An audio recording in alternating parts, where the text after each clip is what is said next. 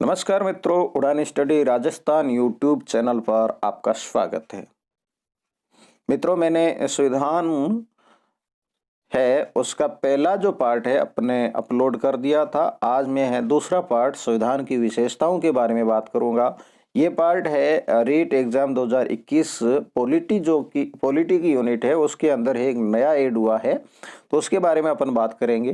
पहले से मैं बता देता हूँ, मेरा टेलीग्राम चैनल है वो आप ज्वाइन कर ले, जिस पर मैं छोटी भी जो पीडीएफ्स होती हैं वो फ्री में अवेलेबल करवाता हूं। यदि आप 9th class 10th class 7th 6th या पूरा सिलेबस आप रीड का प्राप्त करना चाहते हैं तो लिंक मैं डिस्क्रिप्शन के अंदर दूंगा, वहां से जाकर है आप पूरा सिलेबस है मेरी जो हैंड नोट है उसके अंदर प्राप्त कर सकते हैं। तो बात करते हैं संविधान की विशेषताओं की। ये क्लास 9th की आरबीएसई जो बुक है उसके अकॉर्डिंग है संविधान का विश्व का सबसे बड़ा संविधान है।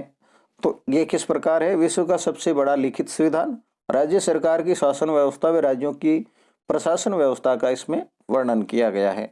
संघात्मक शासन व्यवस्था की व्यवस्था है संविधान में की गई है। तो जिस संविधान के द्वारा संघ एवं राज्य सरकारों के बीच शक्तियों का बंटवारा हो और इस बंटवारे की स्वतंत्रता के लिए स्वतंत्र न्यायपालिका हो, उसे क्या कहते हैं? संघात्मक व्यवस्था कहते हैं। देखो, राज्य और संघ सरकारें हैं और उन दोनों में क्या हो, शक्तियों के बंटवारे में है वो स्वतंत्र हो। और यदि संघ सूचियों की बात करें तो संविधान में 3 संघ सूचियां हैं, शक्तियों का बंटवारा किया गया है। संघ सूची, राज्य सूची और समवर्ती सूची।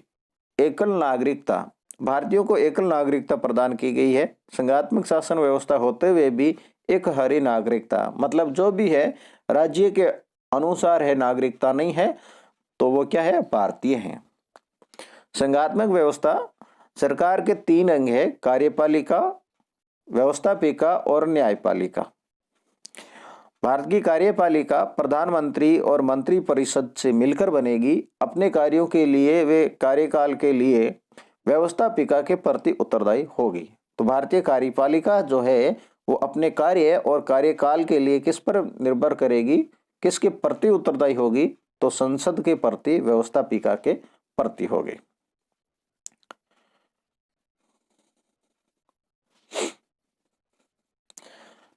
न्यायपालिका स्वतंत्रता, न्यायपालिका की स्वतंत्रता क्या है? तो न्यायपालिका अर्थात सर्वोच्च न्यायालय को संविधान की व्याख्या करने एवं सुरक्षा करने का अधिकार प्राप्त है।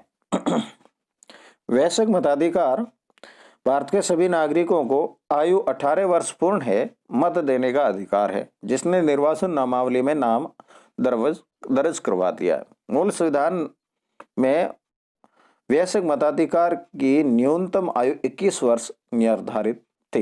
देखो, मूल संविधान की बात करें तो मूल संविधान में वैश्विक मताधिकार की जो आयु थी वो कितने वर्ष थी? 21 वर्ष थी।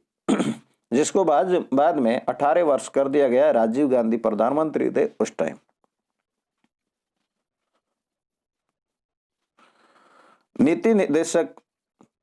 मौलिक अधिकार, संविधान के भाग 3 में, कौन से में? 3 में नागरिकों को 6 मौलिक अधिकार दिए गए। अब मौलिक अधिकार कौन से हैं, इसका एक बहुत ही बड़ा पार्ट बनता है। फर्स्ट पार्ट मैंने अपलोड कर दिया था, दूसरे पार्ट भी मैं अपलोड करूंगा, जो है उसका आप सीरीज देख सकते हैं।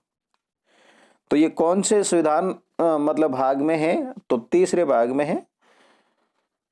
नीति निदेशक तत्व, जो अधिकार व्यक्ति के विकास के लिए आवश्यक है और जिन्हें संविधान निर्माता अधिकार बनाना चाहते थे, लेकिन संसाधनों की कमी के कारण उन्हें मूल अधिकार नहीं बनाया जा सकता था, उन्हें नीति निदेशक तत्वों में शामिल किया गया।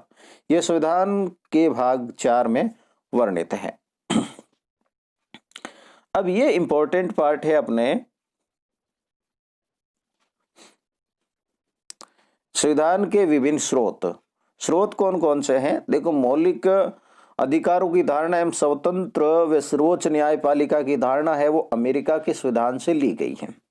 अमेरिका के संविधान से क्या लिया गया है? मौलिक अधिकारों की धारणा और स्वतंत्र सर्वोच्च न्यायपालिका, ये है किन से ली गई है? अमेरिका से है। संघात्मक व्यवस्था है, ब्रिटिश संविधान से अडॉप्ट की गई है। गणतंत्र है ना, भारत एक गणतंत्र देश है, ये गणतंत्र की धारणा है, ये फ्रांसीसी संविधान से ली गई है, फ्रांस से ली गई है। और नीति निदेशक तत्व, ये कई बार एग्जाम के अंदर भी आ चुका है, यह आयरलैंड से लिया गया है।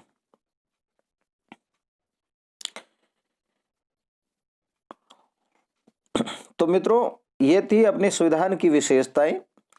मौलिक अधिकार की अलग से बात कर लेंगे, तो 9th के अकॉर्डिंग ये थोड़े थोड़े दिए हैं, उसके अकॉर्डिंग बात अपन नहीं करेंगे। तो मिलते हैं नेक्स्ट वीडियो में, तब तक के लिए धन्यवाद।